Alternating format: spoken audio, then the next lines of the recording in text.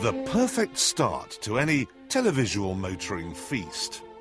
Classical music, a summer's day, an empty road and a supercar. Nice.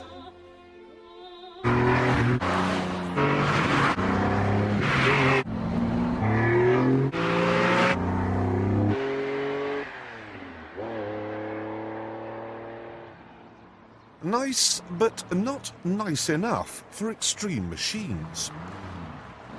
Not by a long way.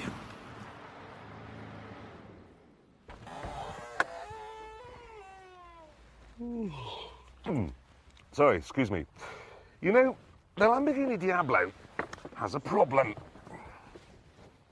It only has a one engine, and it's a puny 5.7 litres, so it's too small.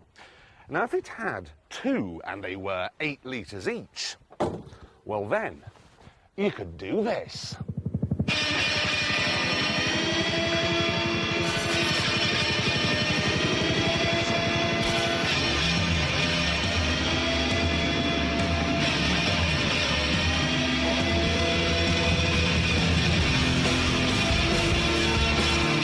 Class 1 offshore powerboat racing has been likened to standing in the shower, tearing up £50 notes. The cost is simply horrendous.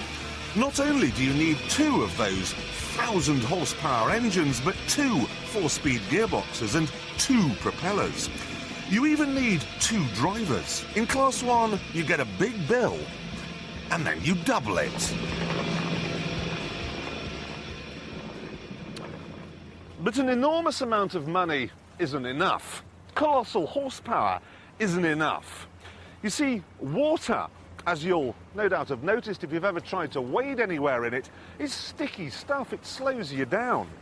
Put 2,000 horsepower in a car and you'll go hundreds of miles an hour. But ask 2,000 horsepower to push a 50-foot hull through this stuff. You barely crack 50 miles an hour. So the best thing you can do if you want to go fast in water is get out of it. A Class 1 boat is designed to fly with just the bottom half of its $10,000 propellers under the surface. To find out how this is done, I went in search of Steve Curtis, a driver whose boat was being prepared for the 1997 championship. Now, I expected to find him wearing loose robes while men tinkered with the engines and polished the canopies which come off F-16 fighters. But he was actually helping to build it, so he should know how it works. How do you get a 4.5-ton boat out of the water, then? Well, you basically start off with an awful lot of horsepower. Yeah. And we've got about 1,000 aside in here. Yeah. And then really, to get going, we trim these down a little. They're on big pistons. These move? Yeah, these go up and down. Yeah. We trim those down a little, put our trim tabs down a little. These things. So that's all adjustable. That's all adjustable. So if you push that down the front of the boat, the back comes up, the front goes down. Yeah. And then you're up on plane when you accelerate. Yeah. And as you go forward... Hold on a minute. This does not look very smooth here. No, it's not meant to be. It's meant to be very sharp. And the idea is the water rushes along there and suddenly there's a void, so it creates bubbles. Yeah. And the boat runs on the bubbles at that point. Less friction. Bubbles are air. Bubbles air, running on air. Friction. Less friction. The other thing as well is if you look at the shape of the boat, it's like, you can actually see it's like an aeroplane wing, yeah?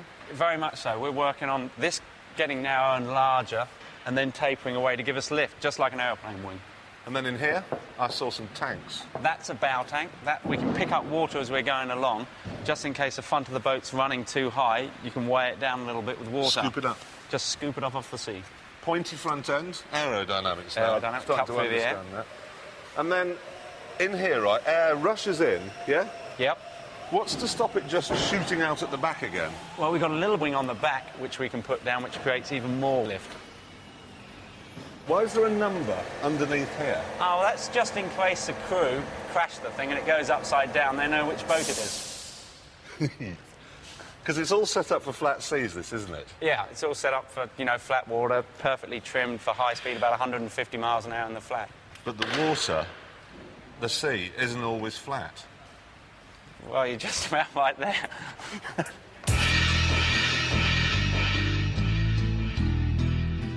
This is like watching a Formula One car do the RAC rally. But that's what these boats must endure. Now, Steve's is owned by the same Norwegian who's just bought Wimbledon Football Club. The catamaran hull, like the engines, had been built in Italy, but the final touches had been done at Steve's workshops here in England. To find out if everything had gelled, Steve obviously had to test it. And that meant he needed a co-driver. Someone brave, talented and blessed with a deep-seated knowledge of exactly what he was doing. Right, it's my job to steer and navigate, which in this crowded Southampton waterway is a very, very difficult job indeed. And it's his job to just operate the throttles, which is a piece of cake. You must be kidding. It is easy. I've got to move these throttles back and forth so we don't flip this over backwards. I've got to adjust the trim, adjust the flaps, adjust the bow tank. This is incredible. The speed limit down here is 5 miles an hour, and we're going, according to my GPS speedometer, 142. Oh, wait a minute, I've got a turn here, I've got a turn. Well, turn. Hold on. Got it? Oh, my God. You can actually feel this thing gripping. You may not believe it, but you can feel it gripping. So I just want to get some pictures of what we're doing. Right, there we go.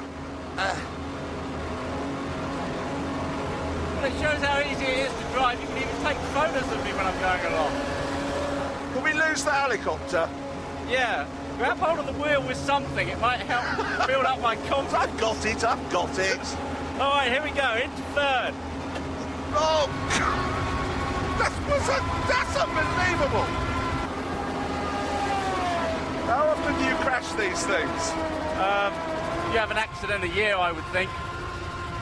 With that in mind, I suddenly decided the boat was fine and ready for the first race of the year.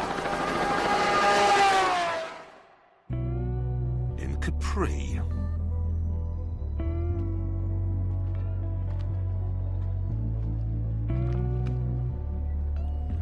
Now here, on an ordinary day, the blondes are as platinum as the credit cards. But when the powerboat Jet Set rolls up, they get set for some serious rocket-powered spending. The throttle men may be hired hands, but the steerers are something else. You've got Arabs, of course, and Italian playboys with eyes that can undress women at 40 paces. And we mustn't forget the Norwegian fish billionaires, who certainly don't waste their money on razors. So in this sport, what interests me is you have Shell, you have Bjorn, the Norwegian guys, wealthy guys, to be honest. Why do you risk it all out there doing something that is very dangerous? I don't know, and that's a difficult question. I think that for each one of us, the motivation is different. I've been doing this for a long time. I've always loved the sea, boats, cars, everything which has an engine on, really, and especially the sea. And it's a passion. It's difficult to explain. Of course, we are not as competitive as you'd be, in Formula One. I mean, we are still, lots of us are friends. I mean, Steve, for example, is a friend. We raced together for years. So it was, even when we are out there, of course, we are competing. No presents done to anybody. But still on the paddocks, there is still probably more friendship that you would have in Formula One. Yeah. Because there is less money involved, of course. This is one sport where a billionaire, can go out, buy himself the best possible boat, get himself a good throttle man, sit in the other side and steer, and be a world champion. Yeah, I think that case is reasonably true, but they also need to be pretty good drivers nowadays. Whereas in sort of the early 80s, they could have got by and just almost navigated and just sort of stood there. Now they really do have to put up with some severe beating, and they need to know what they're doing. Sometimes when it's rough, that you come back and, for a day or so you're urinating blood. You can have, obviously there's a lot of back problems. You can smash vertebrae. So you can be in a fairly bad way for a few days after a race. This sport has it all. Danger, speed, glamour. And yet we know nothing about it. It's never on TV because the boats can outrun the tracking helicopters. And there's no point turning up either because all you'll see is sea. Here's one here. No, it isn't. Just twinkling. Maybe a fish.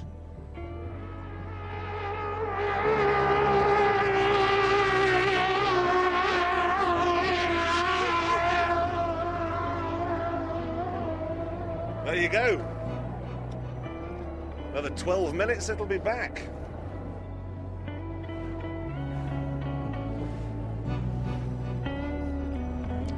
Because this sport gets so little coverage, almost no one knows that Steve Curtis, the man driving this boat, has been a world champion. Twice. Nobody in England's heard of you. Doesn't that annoy you a bit? I think it did when I started, but now, I mean, it's just not a greatly followed sport in the UK. There's not much I can do about it. You know, I go out there, I do my thing, I enjoy it, and that's what I get out of it. Steve tried racing cars, but says you can't get a Porsche 50 feet in the air. He says car racing is basically far too safe.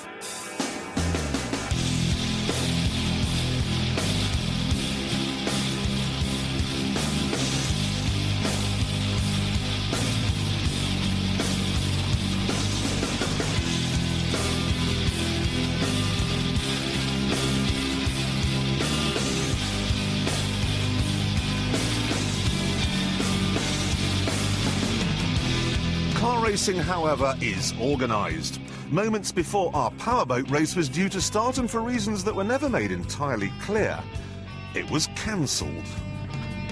This sport could be so good if only they'd get their act together. The only people who are happy about this cancellation are the Australian team, who missed the plane to get here in the first place. Everyone else, the boats, the trucks, the hospitality units, the chefs, the drivers, the managers, the mechanics, the hangers-on, they came all the way to Capri for nothing. Still, it's only money. You don't haul an aircraft carrier halfway round the world to defend a country from the perils of oppression and then decide to go home because it's a bit humid. You have to stick around, which in Vietnam, of course, meant dropping napalm on people in pyjamas. It doesn't sound that hard, but the pilots will tell you that this was a breeding ground for heroes. Okay, we got you in fact. Vietnam had at the time what was the best air defense system that the world had ever seen. Did you ever discover what it was like to get a missile coming at you? I certainly had plenty of anti-aircraft artillery directed against my airplane, but I never got to actually have to defeat my own surface-to-air missile, which didn't really bother me any. One of the schools that I got to go to when I was flying the F-4 Phantom was the Navy's Fighter Weapons School, which all of us commonly know as Top Gun. As the youngest ever pupil, he was singled out for greatness and went on to be a test pilot, which is easily the daftest job in the world. You have to climb into a brand new plane and at Mach 2 find out if it matches up to the manufacturer's claims. Well, there's certainly a healthy skepticism about what they've said it will do. You certainly have to take it at least up to whatever limit you're going to allow the operational pilots to take it to. And in most cases, what you will do is you'll take it slightly beyond where you're going to allow them to take it. So you have to push the very limit of the capability of that aircraft. To relax these days, he now has a racing plane in which he's just set a world altitude record at 27,000 feet. But his personal best is somewhat better because today... We have main engine start. Luke Gibson flies the space shuttle. Solid rocket ignition and liftoff. We go from liftoff to orbital speed, which is 17,500 miles an hour, in the space of 8.5 minutes. Roger, roll, Endeavour. If you spend your life flying fast jets and then move into a space shuttle, is that not like going from a Ferrari into being a lorry driver? Well, in some ways it is, because a space shuttle is a delivery truck, and that was what it was designed to do, was to carry things into space, to be a trash hauler, we refer to it as sometimes. But in other ways, it's like moving from a a Volkswagen into a very fast Ferrari, because this is the highest and fastest flying airplane in the world. It may be a delivery truck, but it flies at 25 times the speed of sound, which is much faster than any other airplane that's ever been built. Solid rocket booster separation confirmed. One of the things that you can't help but notice is when you're up circling this one Earth that we're on, is that the borders, the national boundaries, are not very apparent. And you can't help but thinking maybe we ought to all get along a little bit better, because we are all in fact just residents of this one Earth, and it might be nice if we wouldn't think of ourselves as Americans or Canadians or French or whatever. We'd never go with the French. Is it always smooth out there, or do things go wrong? On every flight that I've been on, we had some mechanical system break down to where we had to get our toolboxes out and go behind the panels and pull connectors and pull plugs, and frequently use some duct tape or use some wiring kits that we have to work around a problem that we have on board the shuttle. So you will always have something go wrong in the course of a flight.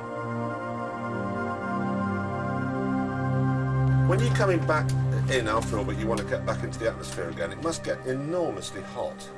It does. The friction of the air and the drag of us impacting the air at 25 times the speed of sound causes us to form a shock wave, a very strong supersonic shock wave that actually is detached from the surface of the space shuttle.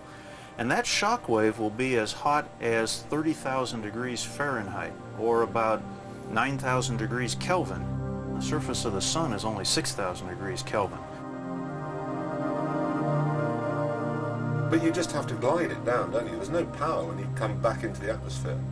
That's very true. We're out of fuel at that point, so we have no engines left. So we're a glider, we're a 100-ton glider, and we're gliding all the way back down from orbit, which is 200 to 300 miles up, and gliding all the way back down to the runway. Landing gear down and locked. Main gear touchdown. It's certainly one of those occupations that I think everybody would just love a chance to go do. And I still pinch myself in the morning when I get up to believe that they actually selected me and that I get to go do this in my life. He is a lucky guy because he gets a view of the world where the only evidence of man's existence is the Great Wall of China. Well, that's what they say. But come on, what about this? It's the Yara Viking, the largest moving man-made object on the planet. Stood on its end, it would be 50 feet taller than the Empire State Building. Its holds are big enough to swallow St. Paul's Cathedral 4 times over. And to ward off bad weather, they've fitted a hideous gargoyle on the bow.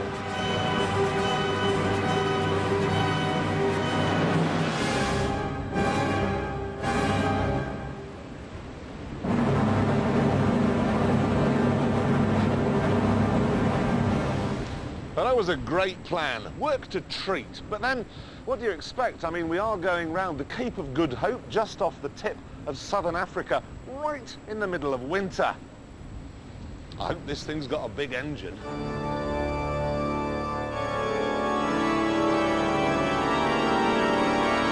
Oh, good. It has.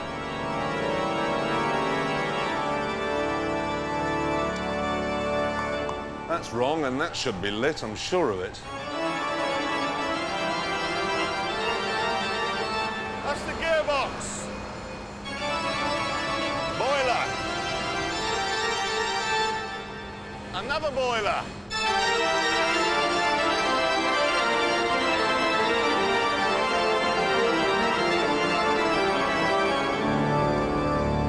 Amazingly, it only has one propeller, which does a mere 75 revolutions a minute. But it's 30 feet in diameter, so the engine has to be colossal. All the numbers in this ship just boggle the mind, including the temperature down here. But strangely, it only has 2 lifeboats. Amazingly, that's all it needs because this 500,000-ton giant is run by a crew of just 35.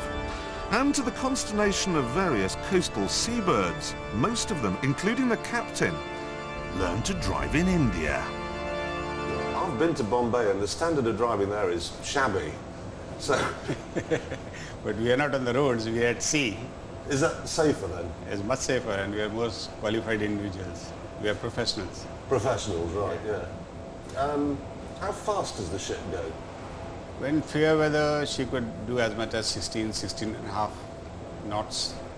Does the weather affect it? Oh, very much. If you have adverse weather, she comes down quite a bit. Now, we hear a lot of stories about how long it takes to stop one of these things. Around 8,000 meters, about 5.5 miles. 5.5 miles Yeah, to stop from it. full head to stop. And what about the turning circle? Turning circle, now these factors depend on what sort of weather condition. You see, normally in fair weather, she might turn within 2 miles. Oh, you could do it in 2 miles? Yeah. Oh, positively sprightly. So can I drive it? Yeah, why not? What's that, abandoned ship? Right. They appear to have the wheel here from a Morris 1000 and the responses of a Proton. Nothing is happening. Full lock and nothing. Right, so that's no good. Try the accelerator here. Ready? Okay, Scotty, full power. And the speed has built up now. Or rather, the speed hasn't built up now. Nothing. This is the important thing, though. This is the radar. This is where it's all happening. And this little blip here is the USS Nimitz, the pride of the American Navy. We could run into it, and we wouldn't even notice. Now, actually, Captain, while I think about it, what separates the oil on this ship from the sea? Just the hull of the ship. 3 centimetres? 3.5 centimeters, yeah. So we'd better not crash into anything. I am standing on 137 million gallons of crude oil, which is worth around about $90 million. Now, no cargo ship in the world has a load quite as valuable as that. And none taps into such a rich vein of trivia either. Try this for size. If your car does 30 miles to the gallon, there's enough oil on board right now to take it on 10 round trips to, you want to guess, to the sun. And there's enough left over to carry a Boeing 747 round the fattest part of the Earth 4,000 times. Oh, and that doesn't count the 220 tons of fuel that the ship's engines burn every day.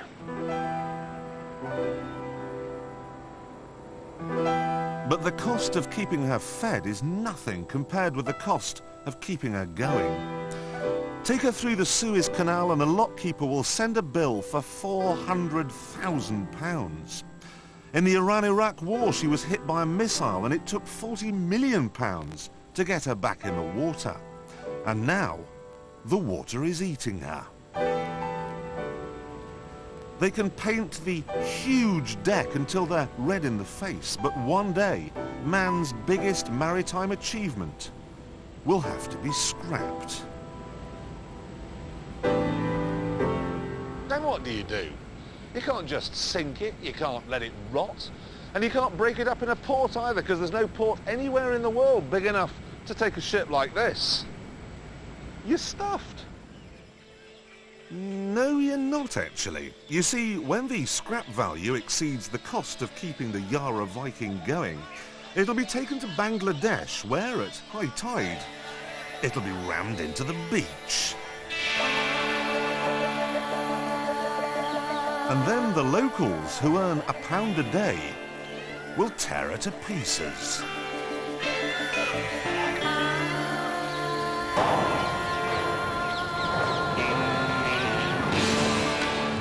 That piece was bigger than my house. This is scrap metal dealing on a biblical scale. It's Steptoe and Son meets Ben-Hur. These are the killing fields for tankers. Yeah.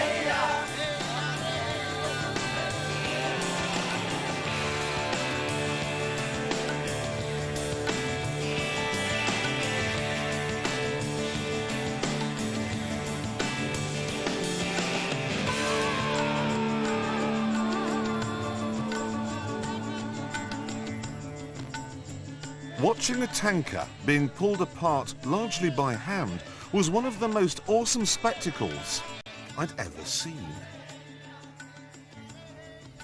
Until I got to Albuquerque, where every year they have a hot air balloon festival. In 1997, it was quite a big one.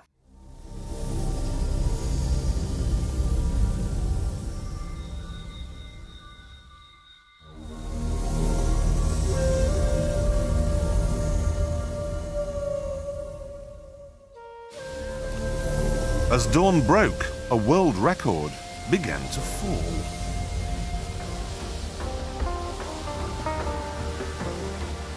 In just 1 hour, 648 balloons were airborne in the same place at the same time.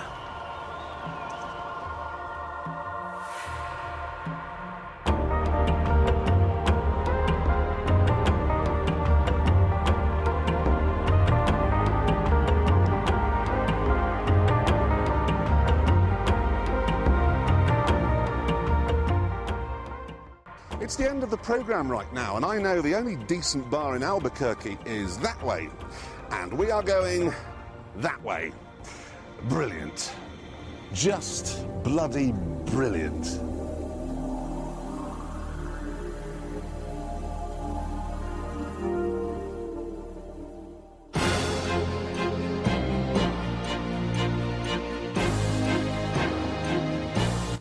Coming up, you don't get away from the great man that easily. If you've had enough of cars, let Jeremy take you on a voyage of speed and sheer engine power discovery. Clarkson's Extreme Machines, next.